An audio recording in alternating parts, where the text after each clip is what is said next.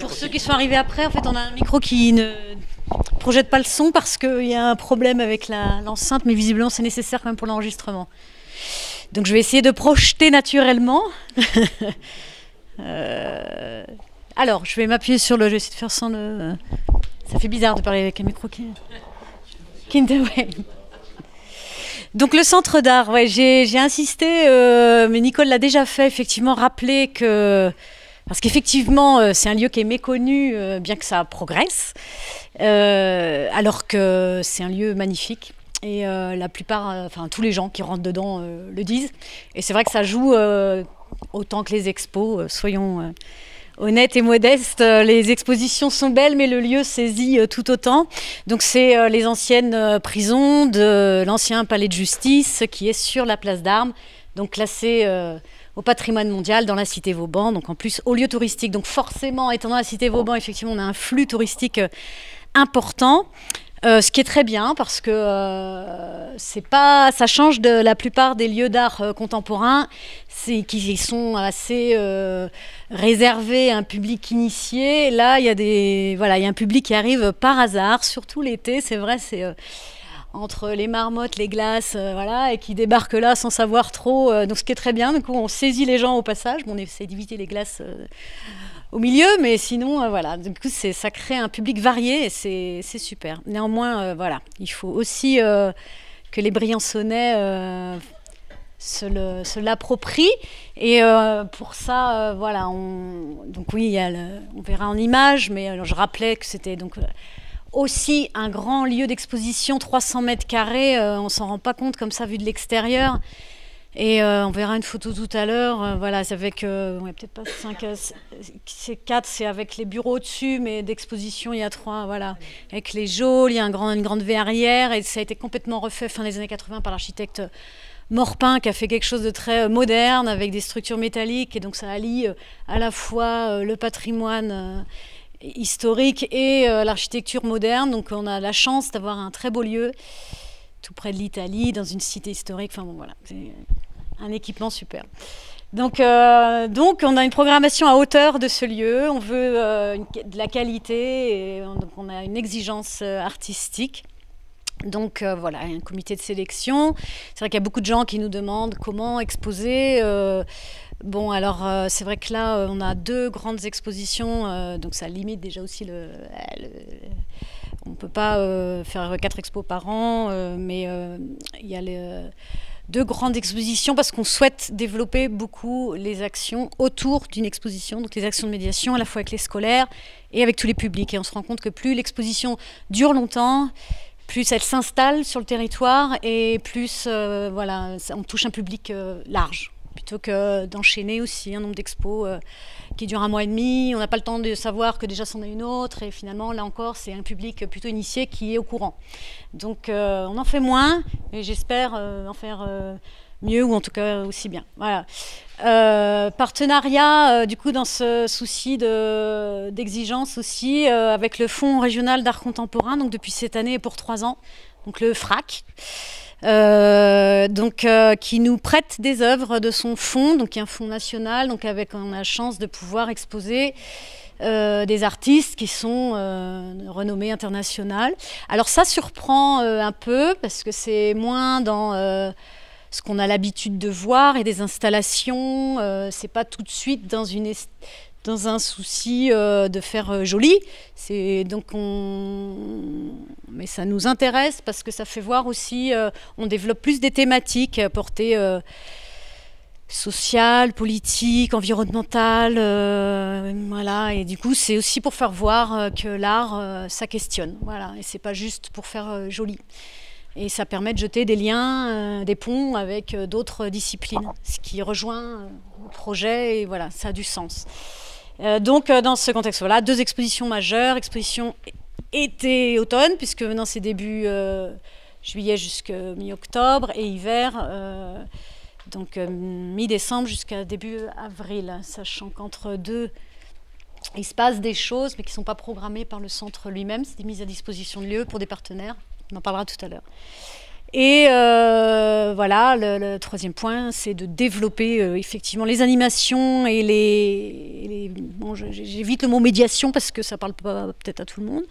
Donc médiation, c'est simplement de faire le lien entre l'œuvre artistique et le public, donc d'expliquer les choses. Donc ça peut être à la fois par des outils de mise à disposition, on a des fiches jeux, des guides du visiteur, on a développé beaucoup de choses pour que le public qui rentre dans le centre d'art ait déjà un document qui explique, en plus de la personne qui est là et qui fait ça très bien. Et elle a mis aussi des petits outils en place pour les enfants. On verra tout à l'heure, j'ai mis un petit diapo aussi, avec des fiches jeux. Et des animations avec les partenaires locaux, le Jazz Festival, puisque on en a parlé tout à l'heure, qui est là. Il y a le centre d'art, le conservatoire du Briançonnais, on verra tout à l'heure, parce que les diapos, je les ai plus tous en tête. Voilà, ça m'aidera. Donc je vais reprendre, mais avec des images, ça va être plus ludique. De la médiation. Donc voilà, les expositions d'hiver, et puis là on voit bien le lieu avec ses différents niveaux justement. Donc ça, c'était une photo qui a été prise l'hiver dernier pour la biennale des artistes locaux, les ici et maintenant. Il y a le point qui est reparti tout seul à la ligne, c'est pas très joli, mais tant pis. Dédié aux artistes alpins, voilà, donc biennale comme son nom l'indique, une fois tous les 2 ans, on fait une exposition qui donne la place aux artistes locaux. Donc ils étaient 5 l'an dernier. Voilà, il y a eu 3350 visiteurs et 200 scolaires. L'année dernière, c'était moitié moins en scolaire, hein, on était une centaine, donc ça a vraiment développé. En visiteurs, c'est équivalent. Et cette année, ce sera donc sur l'art et la poésie, le lien entre l'art et la poésie. L'idée, c'était aussi de créer du lien avec le texte et l'écrit, étant donné qu'on a une médiathèque et que voilà, on s'est dit c'était l'occasion de faire résonner, puisque aussi un souhait de notre politique, nos projets culturels, c'est de créer du lien entre ville haute, ville basse, et qu'il y ait des événements qui résonnent, quoi, et que quand on va en bas, on pense à aller en haut, et vice-versa, et que ce ne soit pas 2 espaces cloisonnés. Donc de l'intime à l'universel, parce que oui, voilà, la poésie, ça touche tout le monde, et ça permet d'aborder tout un tas de thèmes, aussi bien terrestres que spirituels, que la nature, que l'amour, que tout. Et ça touche tout le monde.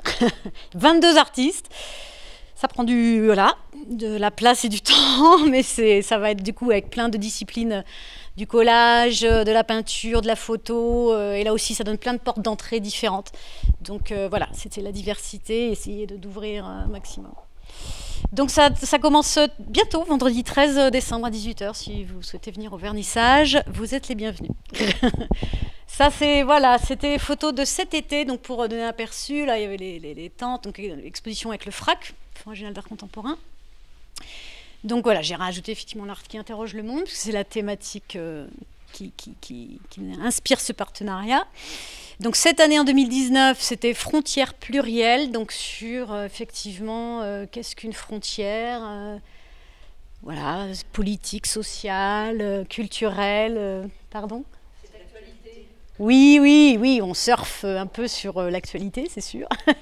Mais c'est important, je pense, parce que ça touche les gens, et beaucoup aussi les Briançonnais, voilà. Ça a surpris, mais ça a plu et ça a interrogé. Et c'est vrai que voilà, on a développé particulièrement là aussi les outils pour en parler, parce que c'est vrai que quand les gens arrivent, qu'ils voient des tentes plantées comme ça au milieu du centre d'art, ça change un peu des jolies peintures accrochées au mur. Donc après, parfois, des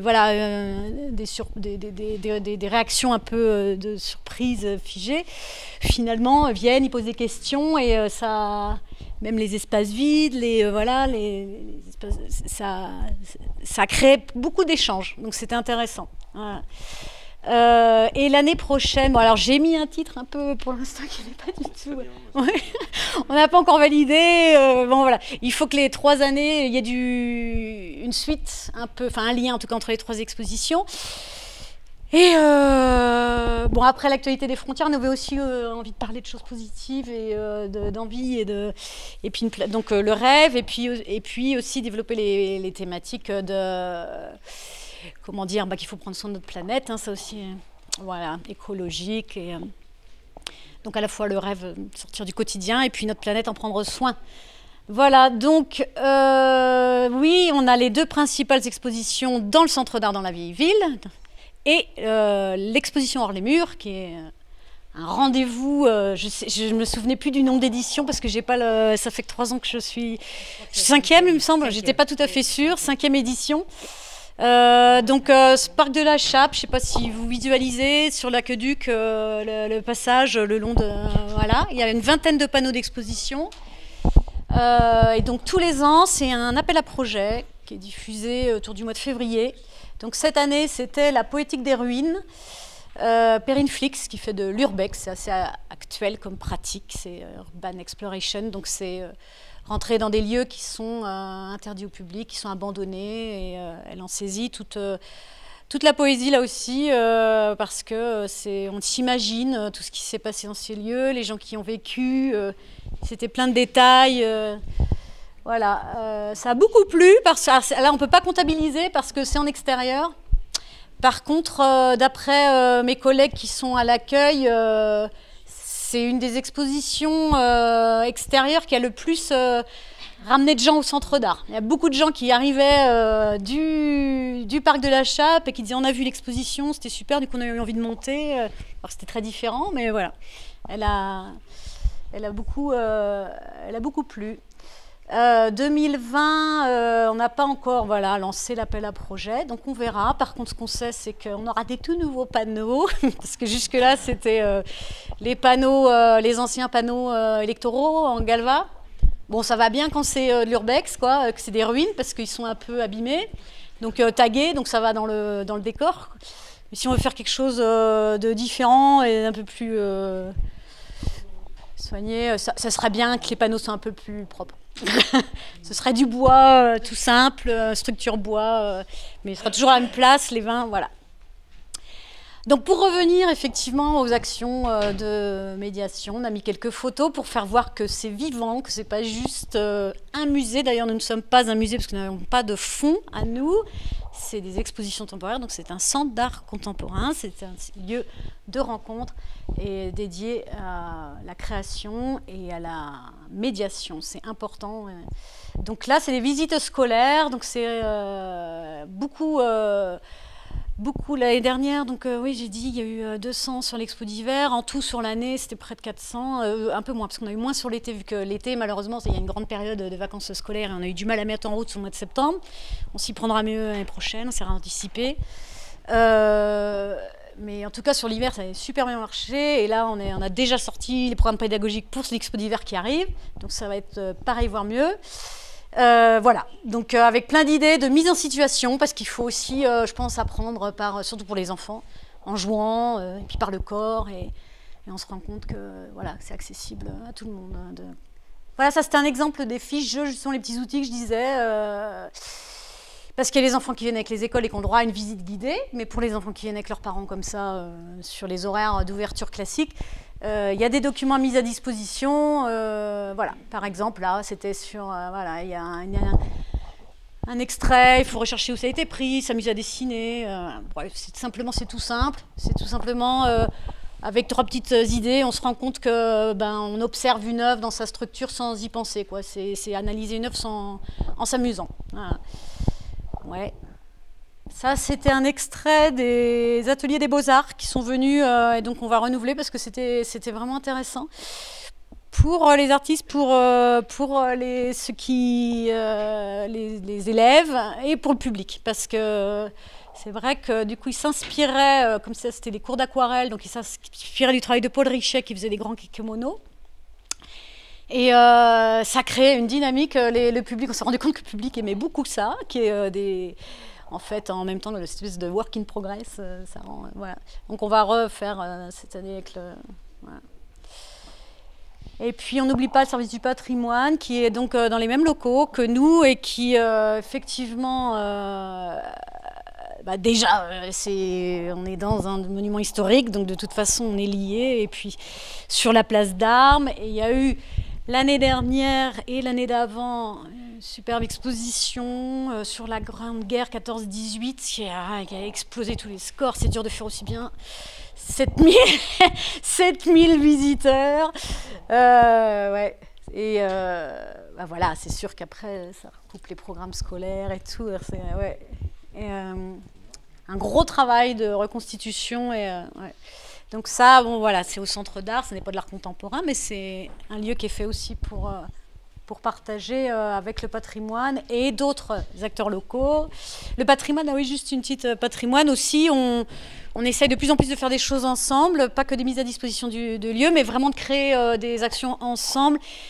Et notamment quand il y a des visites de vieilles villes, bon, alors on n'a pas toujours des artistes disponibles comme ça, mais l'année dernière, ouais, on faisait des visites couplées patrimoine artistique. Donc on essayait de temps en temps qu'il y ait un artiste qui soit là. En fin de visite de la Cité Vauban, et comme ça, ils avaient en même temps une visite sur l'art contemporain.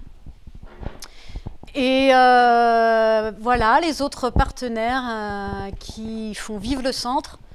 Donc tout récemment, il y a eu la compagnie Au-dessus de la Plaine qui a fait une création danse, c'était complet, hein, art pictural, sculpture, danse, théâtre, musique. Voilà, une belle création qui a utilisé tout l'espace. Qui a toujours du succès. Le Conservatoire du Briançonnais cette année qui initialise un petit festival d'hiver et qui passera par le Centre d'art contemporain, donc danse, jazz, enfin il n'y a pas que, non, il y a sax et puis il y aura aussi Fernando et les violoncelles. Voilà, donc du monde, ça va être un joli spectacle, donc mardi 17 décembre à 19h, et l'Altitude Jazz Festival, donc ça c'était le quartet, c'était il y a 2 ans, mais cette année ce sera une création guitare électrique et spatialisation sonore. Donc c'est Pierre Charrier, Pascal, à chaque fois merci, Pascal Charrier qui guitariste électrique et puis qui fait de la qui a de la création musicale. Donc comme il a trouvé lui aussi le lieu très intéressant, au niveau acoustique, il y aura de la diffusion sonore, différents lieux en fonction des acoustiques différentes, et donc le public voilà, déambulera avec, en s'amusant à écouter le son qui résonne différemment en fonction des espaces et tout ça. Et donc ça, ce sera le jeudi 23 janvier à 17h. Voilà. J'en profite pour la pub, hein, venez nombreux. Bilan, bah voilà, bilan, on essaie de garder toujours la même, je ne l'ai pas mis parce que ça c'est en continuité, mais je le répète quand même, la qualité, l'exigence de la sélection artistique. Et le bilan, bah voilà, oui, développement des partenariats, on essaye toujours et encore, multiplier les actions de médiation.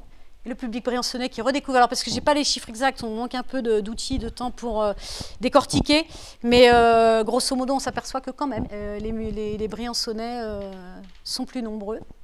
Et objectif de continuer sur cette lancée-là, de poursuivre et développer les animations, parce que je pense que c'est vraiment en tissant voilà, des liens entre différentes disciplines que finalement un public qui n'est pas habitué à voir de l'art contemporain, il vient écouter de la musique, il découvre en même temps le centre d'art ou autre chose, et voilà. Désacraliser l'art contemporain, faire du CAC un lieu dynamique, ouvert, d'échange, là aussi on rejoint, et toucher donc un public le plus large possible. Voilà, merci. Merci Karine. Ne passe pas Arnaud tout de suite pour les la première diapo. Je passe pas tout de suite la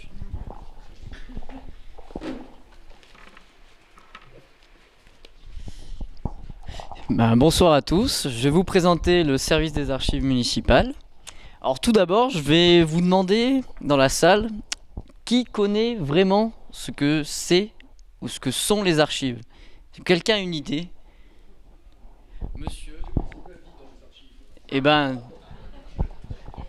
Alors dites-moi, je vous écoute. Dites-moi, je vous écoute. Qu'est-ce qu'une archive ou qu'est-ce que sont les archives?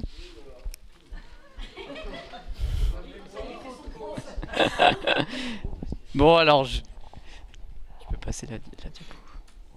Alors, bon, ça va être une définition assez barbare.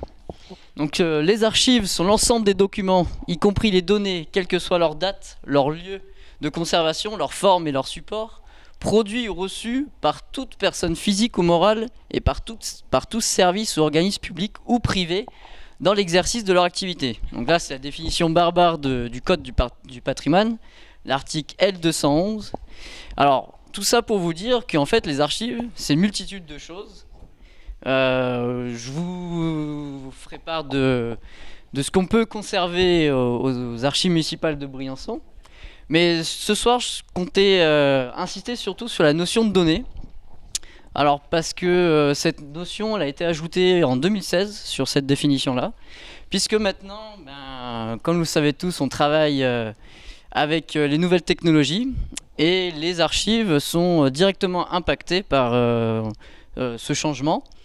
Et la loi a prévu que les archives électroniques soient inclus dans ce qu'on appelle la définition des archives. Et pourquoi je vous parle d'archives électroniques? Puisque souvent les archives sont liées un peu à la définition par quelque chose d'ancien. Et en fait pas du tout. Maintenant les archives, du coup, grâce à ces nouvelles technologies, sont plutôt on va dire récentes, avec des fichiers électroniques comme on peut le connaître, des fichiers Word, des PDF. Et donc c'est pour ça que je vous ai mis une petite photo d'un serveur où sont stockées les données que conserve la mairie de Briançon. Et je suis chargé de veiller à leur conservation, bien évidemment. Donc je ne sais pas si vous connaissez un peu mes missions. Donc elle se résume en 5 points. Alors un archiviste, il est chargé de collecter les archives. Donc collecter, ça veut dire dans un premier temps s'occuper des archives des services municipaux. En fait, toutes les archives produites par les services municipaux ont des durées de conservation. Alors évidemment, certains documents vont être détruits, puisque sur l'ensemble des documents qui sont produits par l'administration française, seulement 95% finissent aux archives. Donc il y en a beaucoup qui sont jetés. Alors elles ne sont pas jetées à la poubelle, hein, elles sont détruites par des procédures. Elles sont soit déchiquetées ou incinérées. Et ensuite on a un document qui atteste de leur destruction. Puisque les archives publiques sont encadrées par des prescriptions très strictes. Donc je collecte les archives des services municipaux, mais il y a une deuxième façon de collecter des archives qui est un peu moins classique, c'est tout ce qui est lié aux donations, legs, achats et dépôts. Alors vous allez me dire, mais qu'est-ce qu'un dépôt? Alors c'est tout simple, c'est une personne qui a des documents mais qui n'est pas sûr de vouloir les confier ou les donner à la commune de Briançon ou une autre. On peut établir un contrat de dépôt avec cette personne-là. Souvent c'est des associations qui nous mettent à disposition leurs archives et sur le contrat il est signifié qu'on s'en occupe, on se charge de la conservation et de les rendre dans un bon état à la fin du contrat. Mais à tout moment, elles peuvent rompre le contrat. Et généralement, ça aboutit plus à une donation, puisque quand les personnes voient qu'on s'en occupe très bien, généralement, elles préfèrent nous les confier, plutôt que ça finisse soit à la poubelle ou dans d'autres conditions. Ma deuxième mission, c'est de gérer à veiller à ce que toutes ces archives-là soient bien conservées. Et donc je vais veiller à ce qu'il n'y ait pas de dégâts sur les archives, donc par exemple liés à tout ce qui est l'humidité, les incendies, les petites bêtes, la manipulation humaine, hein, puisqu'on est les plus grands dangers pour les archives. Et aussi veiller à, quand je vois qu'il y a des documents qui sont en état, on va dire, de dépérissement, de les retirer de la communication du public et de les insérer dans une campagne de restauration. Que vous avez pu voir, un des documents, le premier, sur la première diapositive, donc il s'agit du cadastre de Briançon qui a été restauré il y a... Oh non mais c'est pas très grave, c'est là encore une. Voilà, le cadastre de Briançon de 1539 qui a été restauré il y a une dizaine d'années, mais qui nécessiterait une deuxième restauration, puisque à force des manipulations, il est pas forcément abîmé, mais si on le manipule encore trop, il risque de s'abîmer encore plus. Et c'est un document qui est très précieux, qui n'a pas été encore numérisé et qui peut-être pourra être numérisé afin qu'il soit disponible pour tout le monde.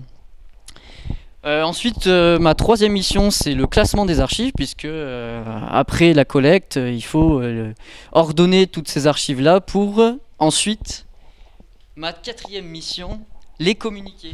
Parce que les archives, en fait, sont vouées à être communiquées, hein, c'est une obligation, hein, pas une obligation, mais on est un service public, les gens... les citoyens doivent accéder aux documents qui sont produits par l'administration publique. Donc en fait, le classement et la communication sont deux missions connexes qui l'une découle de l'autre.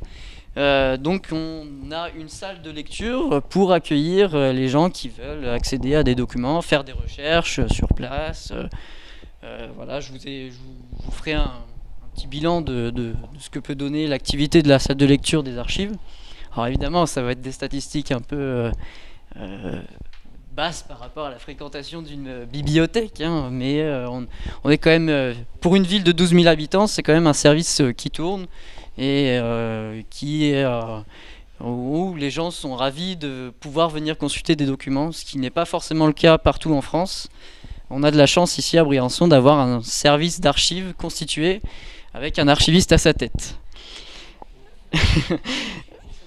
Et ma dernière mission, c'est ce qu'on appelle, alors ça a été rajouté il y a quelques années en fait dans les missions de l'archiviste, c'est ce qu'on appelle la valorisation des archives. Donc c'est faire connaître les archives via des expositions, des accueils de groupe, des conférences, voilà, tout ce genre d'actions en fait culturelles pour un peu enlever cette image d'élitisme aussi lié au service des archives, puisque souvent les archives sont liées à quelque chose d'élitiste, c'est réservé aux historiens, à des gens, des érudits qui sont capables de lire le latin.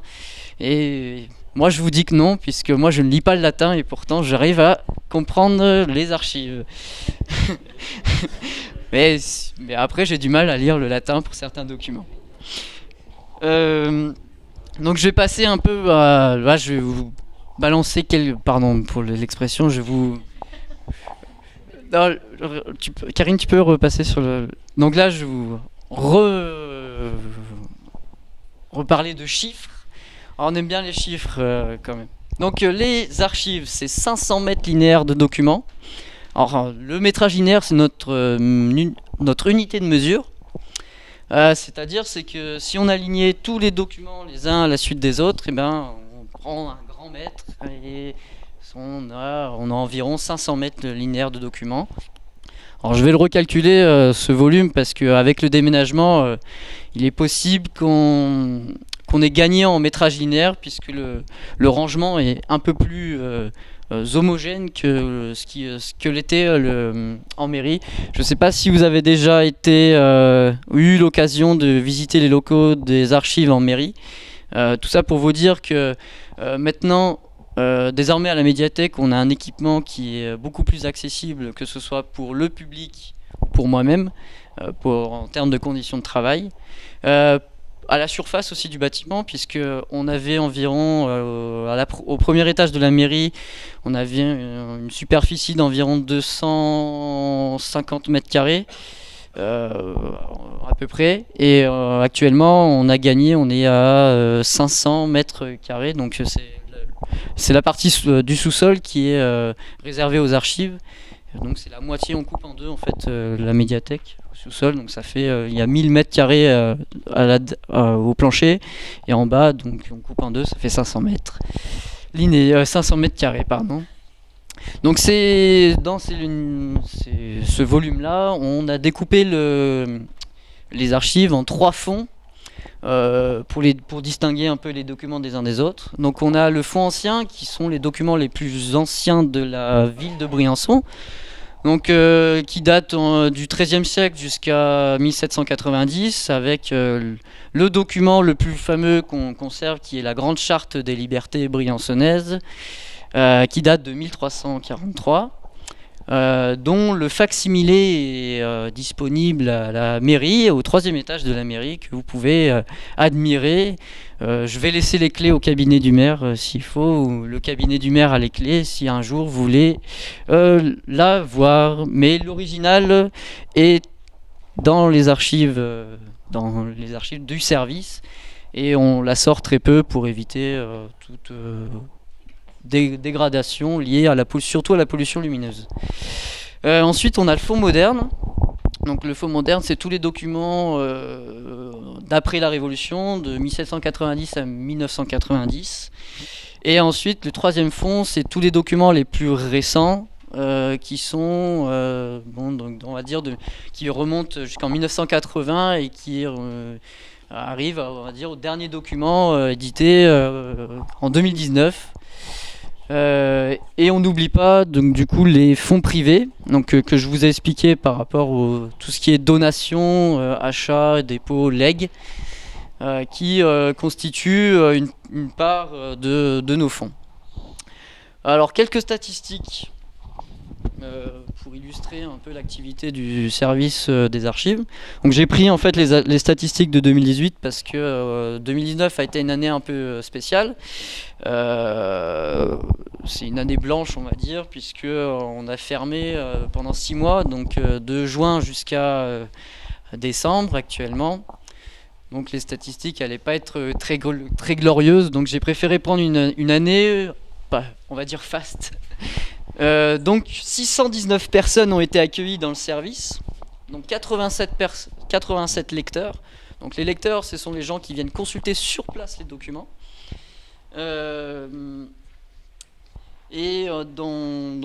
Et dont ces lecteurs, on a accueilli 432 scolaires. Donc on continue à accueillir des scolaires dans le cadre de la valorisation, faire connaître un peu les fonds, aussi pour la transmission du savoir. On est en lien avec le service éducatif du service du patrimoine, et qui sont en lien aussi avec l'éducation nationale.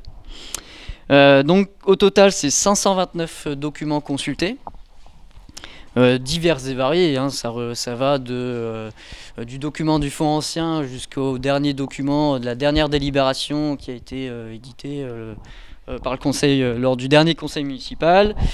En tout, c'est 137 recherches par correspondance. Alors qu'est-ce que j'appelle recherche par correspondance ? C'est toutes les recherches qu'on reçoit par mail, par courrier, où les particuliers ou les professionnels nous demandent des renseignements, par exemple, voilà, là j'ai affiché quel type de recherche on peut avoir. Donc des recherches généalogiques, donc transmission d'actes de naissance, de décès ou de mariage. Les recherches scientifiques, c'est plutôt, par exemple, quand les gens font les recherches sur un quartier, un bâtiment, ou une période de données dans l'histoire de Briançon. Des recherches administratives, parce que vous savez, les archives font foi dans certains cas de justice. Donc il est possible...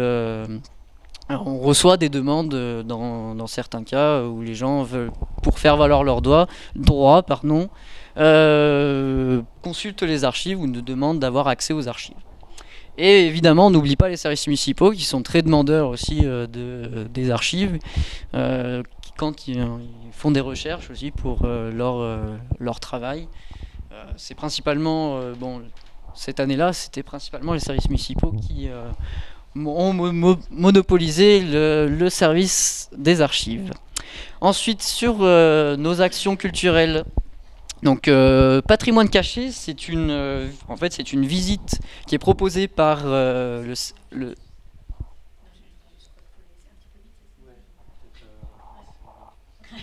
je vais déjà assez vite. Alors bon, je reprends. Patrimoine caché, c'est c'est une visite guidée qui est proposée par le service du patrimoine, dans lequel il était inclus un passage aux archives à la fin de la visite qui était proposée aux personnes qui réservaient cette visite-là. Et on a eu 155 personnes qui sont venues aux archives grâce à cette visite-là. Ensuite, on a chaque année notre journée internationale des archives qui a lieu autour du 6 et 7 juin, qui sera renouvelée cette année. On a eu en 2018 113 personnes qui sont venues. Alors là, c'était plutôt des visites qui étaient proposées, visites du service des archives. Et notre dernière action qui a eu un grand succès, dont a parlé Madame Guérin. Donc l'exposition qui est en partenariat avec les archives départementales des Hautes-Alpes et le centre des monuments nationaux à Mont-Dauphin a accueilli 8468 personnes. Donc c'est une exposition qui avait lieu à la salle du Vieux Colombier dans la vieille ville. Une exposition à caractère iconographique, donc présentation de photos sur le thème des voies de communication et des moyens de transport dans les Hautes-Alpes. Et je vais vous parler, pour conclure, des actions culturelles prévues pour l'année 2020. Donc la Journée internationale des archives, qui aura lieu cette année le 5 et 6 juin 2020, avec ce qui sera proposé, c'est des visites du service et des présentations de documents. Ensuite, donc encore une fois, l'exposition estivale en partenariat avec les AD05 et le CMN qui aura lieu cette année sur le thème de l'agriculture et qui a lieu de début juillet jusqu'à fin août. Cette année, on va lancer, alors ça a été stoppé en 2016 par le service des archives, et cette année on relance les journées européennes du patrimoine qui auront lieu cette année le 19 et le 20 septembre. Et on proposera des visites du service et peut-être une conférence avec l'intervention d'un historien, ou alors je serai animateur de la conférence ou un guide du patrimoine. Ça reste à définir. Et je peux vous annoncer d'ores et déjà que nous allons participer aux Nocturnes de l'Histoire qui auront lieu le 1er avril. Et on aura une conférencière qui abordera la traversée des Alpes par l'armée de Louis XIII. Alors ça sera à 18h30. Donc voilà, c'est parce que c'est une journée, spéciale pour l'histoire, pour proposer un peu. Voilà. Donc j'ai parlé de tout ça. Donc le déménagement est fini. Maintenant, on peut de nouveau accueillir du public. Donc je vous invite à venir. Alors pas nombreux parce qu'on n'a pas quand même beaucoup de place. 5 personnes maximum. À partir du 10 décembre. Donc jusqu'au 21 décembre, puisque j'ai mis mes dates de congé, parce que je suis tout seul à assurer le service donc pour l'ouverture du service des archives municipales. Donc pendant cette période-là, le service sera fermé au public. Et ensuite, une fois que je serai revenu de congé, je vous accueillerai de nouveau, sous réserve de congé évidemment. Voilà. Donc pour rappel, les horaires d'ouverture ont changé, hein, si vous avez déjà fréquenté le service auparavant. Désormais, nous serons ouverts le mardi, le mercredi, le vendredi de 14h à 18h et le samedi de 10h à 13h. Et sauf congé, bien sûr. Et événements autres qui empêcheraient l'ouverture du service au public. Pour conclure, parce que Patrick ne l'a pas fait, pardon, non mais en fait on a une newsletter qui chaque mois qui annonce en fait la programmation culturelle de la médiathèque, du pôle culture, dans lequel vous retrouverez tous les événements qui auront lieu le mois. Donc il y a celle de décembre qui vient de sortir, et en fait il faut vous inscrire, il y aura un lien sur le site de la mairie de Briançon, qui vous permettra ensuite de recevoir cette newsletter chez vous par mail. Et pour finir, une petite conclusion sur une citation où, donc je vous ai parlé des archives. Et pour moi, la meilleure définition des archives, c'est la devise de Briançon: le passé répond de l'avenir. Voilà.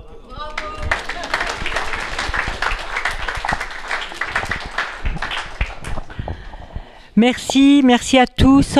On va faire rapidement l'agenda parce qu'on a été un peu bavard. Ah pardon, non. Avant, il fallait que je vous parle des associations culturelles, puisque c'est aussi une forme de soutien à la vie culturelle. Donc sur le quasiment million d'euros que la ville dépense en subvention aux associations, en aide aux associations qui forment quand même l'essentiel de notre tissu local, il y en a 162 000 qui sont réservés aux actions culturelles. Donc parmi ces actions culturelles, on a pris 4 événements qui marquent un petit peu la saison culturelle, hein, qui sont un peu les événements phares de la saison culturelle.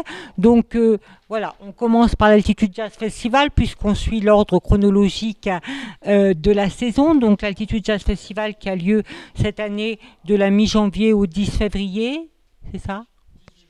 18 janvier au 1er février, pardon. Et vous regarderez le programme, comme ça vous le connaîtrez. Ce qui est intéressant, c'est la variété, c'est le fait que ça irrigue pratiquement tout le Briançonnais et la possibilité aussi d'avoir un événement dans une saison creuse, hein, ce qui nous permet d'attirer du public. Voilà, c'est pour ça que nous l'avons mis dans les 4 événements phares de la saison. Deuxième... Oui, ça fait rien, on ne va pas suivre l'ordre chronologique. Donc les Offenbachats sont une saison de concerts de septembre à juin, de concerts lyriques qui jusqu'à maintenant avaient lieu au Casino de Briançon et qui rencontrent un succès remarquable auprès de la population. Elles sont programmées par le directeur artistique Jean-Christophe Keck, qui est spécialiste d'Offenbach.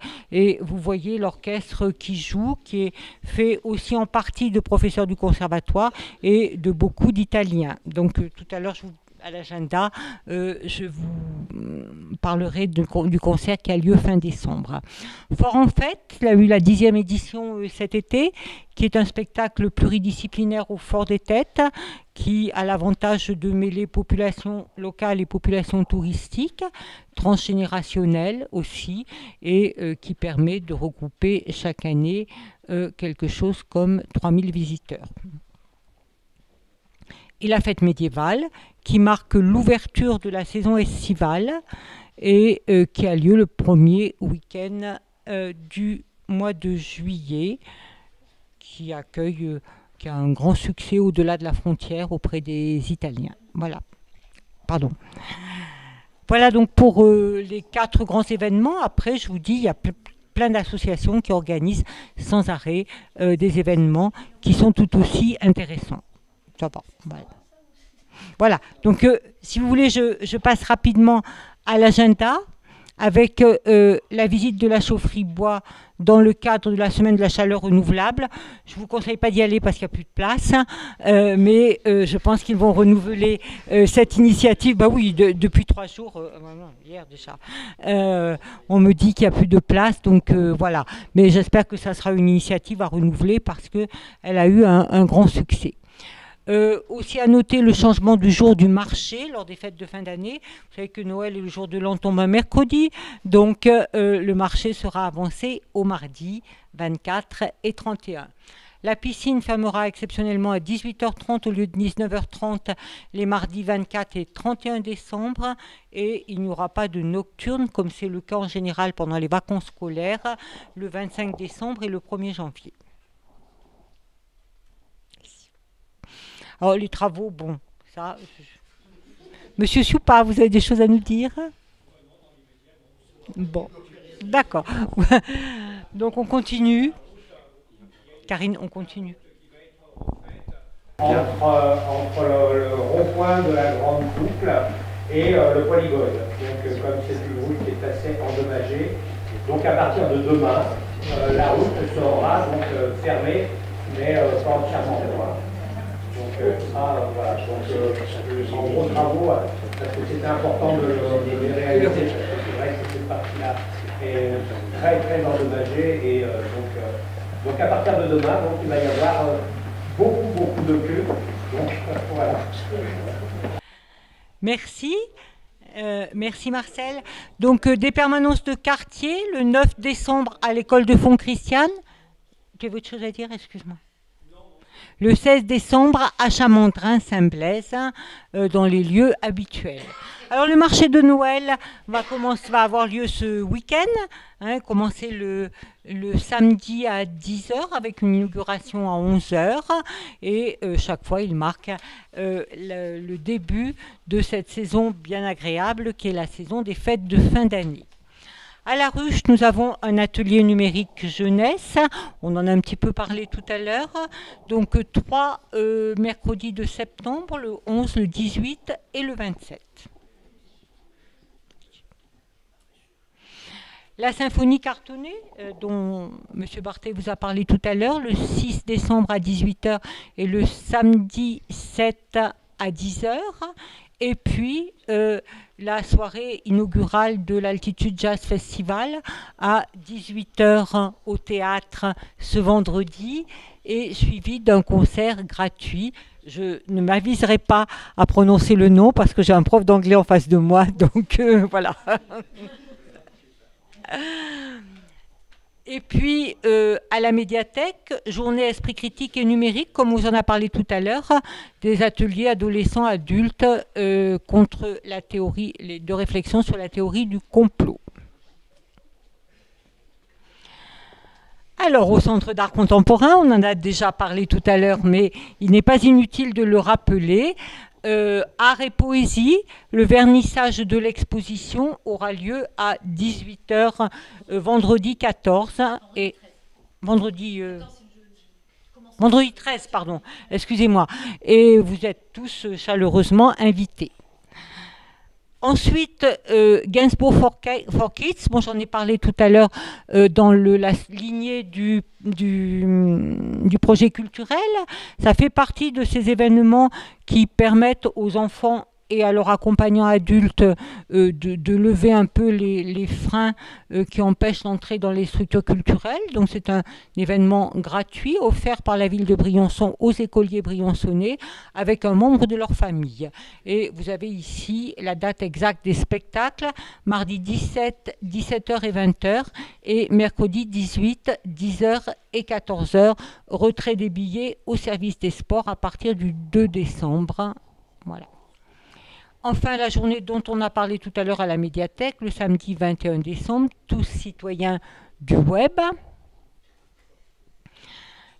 Alors, ça, c'est une série d'événements qui ont lieu dans la cité Vauban, qui sont organisés par les commerçants de la cité Vauban. Donc, les fanfares de Noël, le lundi 23 décembre, les horloges célestes et l'arrivée du Père Noël, 24 décembre bien sûr, et le rêve des neiges, déambulation féerique, le vendredi 27 décembre. Donc retenez votre fin de semaine. On tombe sur un agenda bien chargé, mais c'est un peu normal. On est dans une période de fête. Et nous voici tout d'un coup de Noël au 31 décembre. Entre-temps, il y a un concert des Offenbachades le dimanche 29 à 18h, un concert particulièrement attractif puisqu'on a une opérette avec l'orchestre des Folies Concertantes et des chanteurs lyriques et des chanteuses lyriques. 2 chanteurs et 2 chanteuses.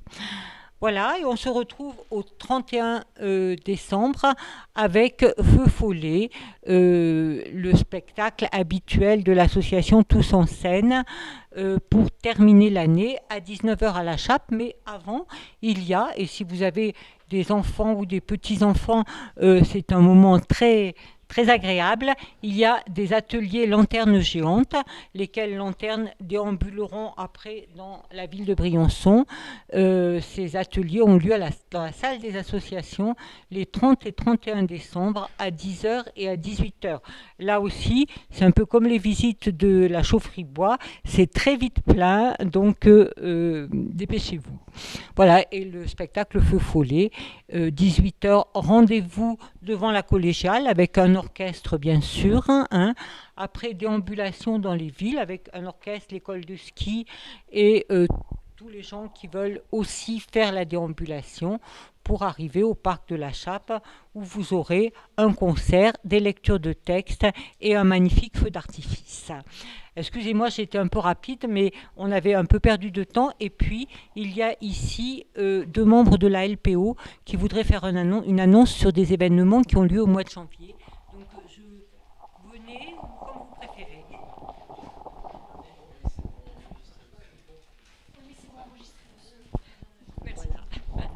Oui. Je voulais juste profiter de l'occasion pour vous annoncer donc la LPO, Association de protection de la biodiversité. Nous mettons en place des rencontres citoyennes sur la biodiversité. Alors, en particulier, une date à Briançon, c'est le 13 janvier. À 18h à l'école Joseph Chabat, l'école en centre-ville, une rencontre sur la biodiversité du territoire. Alors c'est pas du tout pour les spécialistes, c'est pas besoin d'être naturaliste et de connaître toute la faune et la flore du coin pour y participer. Bien au contraire, le but c'est qu'on puisse se rencontrer, c'est quelque chose de très participatif pour voir ensemble quels sont les enjeux sur notre territoire en termes de biodiversité, de patrimoine naturel, quelles sont les menaces et qu'est-ce qu'on peut mettre en place en tant que citoyen pour préserver cette biodiversité. Voilà, donc tout le monde est le bienvenu et encore une fois c'est quelque chose de participatif, c'est pas une conférence, c'est pour qu'on puisse échanger et proposer des actions peut-être à construire plus tard. Je laisse l'affiche à la sortie et c'est sur le site de la mairie. Merci. Merci. Et maintenant, à vous la parole. Et j'avais dit qu'on parlerait surtout du jeu de questions-réponses, mais on a dit beaucoup de choses, donc j'espère qu'il y a quand même encore un peu des questions.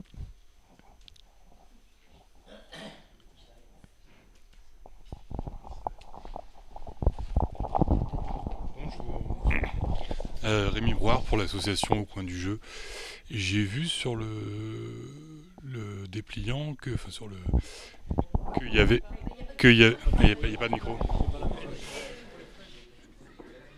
J'ai lu. Non mais c'est bien. Ouais, j'ai lu que vous parliez éventuellement du futur de la bibliothèque Aristide Albert. C'était pour savoir. C'est en projet. C'est un projet sur lequel on travaille très sérieusement parce que c'est vrai qu'il y a une volonté à la fois des habitants et de la commune d'animer ce beau lieu, mais rien n'est définitif, donc voilà. Hein. Merci pour votre question. Autre question ? Sur la médiathèque, pour la gratuité, je voulais savoir au niveau de la commune, il y a combien d'adhérents et hors commune parce que bon, comme on dit beaucoup que voilà, l'extérieur. C'est difficile de vous répondre. Là maintenant, on aura des chiffres plus clairs, je pense en milieu d'année prochaine. Et comme ça, en fait, de mémoire sur ces chiffres, évidemment, on a augmenté sur tous les secteurs et notamment plutôt vers la ville de Briançon elle-même, en fait. Hein. Comme ça, de mémoire, on était autour de 13% de la population. On est passé autour peut-être de 17, 18, 19% de la population. Et c'est en augmentation. Donc évidemment ça ouvre sur l'extérieur, parce que c'est aussi une problématique normalement qui se pose à l'échelle d'un territoire cohérent. Et le territoire cohérent, c'est tout le Briançonnais. Mais du coup, la ville de Briançon étant la ville-centre et la ville la plus peuplée, on aura les mêmes effets d'ouverture en termes d'adhérents. C'est un service qui sera un service briançonnais et qui évidemment a aussi vocation comment dire, de rayonner sur l'ensemble du territoire. Et je dois dire qu'on va construire un travail de collaboration avec l'ensemble des autres villages, en fait. Les autres villages, c'est essentiel. Autre question? Je ne trompe plus de micro puisqu'il ne marche pas. Plus de questions, vraiment? Bon, ben, je vous invite à prendre avec nous le verre de l'amitié.